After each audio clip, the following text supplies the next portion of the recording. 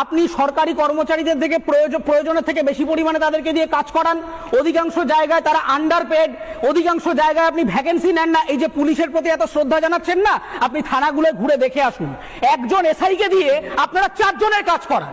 একজন একটা junior level officer সকালবেলা 6টায় আসে, রাত্রিবেলা 2টোয় বাড়িতে যাচ্ছে। অধিকাংশ জায়গায় লোক নেই, সিভিক ভলান্টিয়ার রাখেন, তারা কাজ করে না। এরকম অফিসারও রয়েছে কলকাতা পুলিশে, দায়িত্বের সাথে বলছি, দরকারে ভেরিফাই করে নেবেন। এরকম থানায় আছে, সেখানে লেখা আছে যে তার কাজ হচ্ছে সে অপারেটর হিসেবে, সে একটা সিভিক টাইপের সে থাকবে, সে এখানে থাকে না।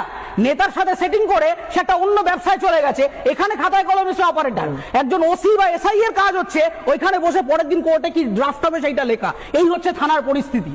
ফলে আগে সরকারি কর্মচারী যারা সরকারটা চালাচ্ছেন, শুধুমাত্র বড় বড় আইপিএসদেরকে আইএএসদেরকে আপনি প্রমোশন করিয়ে দেবেন আর সব সময় কতগুলো আইএএসদের ঢলাও বহর নিয়ে কনভয় নিয়ে গেলে হবে না।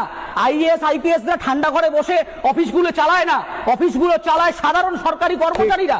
সেই সরকারি কর্মচারীদেরকে দিয়ে আপনি মাত্রাতিরিক্ত পরিশ্রম করাবেন, অথচ তাদেরকে যোগ্য ডিএটা আপনি দিতে পারছেন না। কেন? কারণ কোর্ট বলবার পরে আপনার সেখানে নির্লজ্জ গভর্নমেন্ট বলছে আমাদের পয়সা নেই, মুখের ওপরে কোর্টকে বলছে আমাদের পয়সা নেই, দেউলিয়া হয়ে যাবো। তাহলে পয়সা যখন নেই, তাহলে সেই পয়সার তছরূপ আপনি কিভাবে করছেন? একটা ইন্টারনাল অডিট রিপোর্ট প্রকাশিত হয়, আপনি দেখাতে পারবেন গভর্নমেন্ট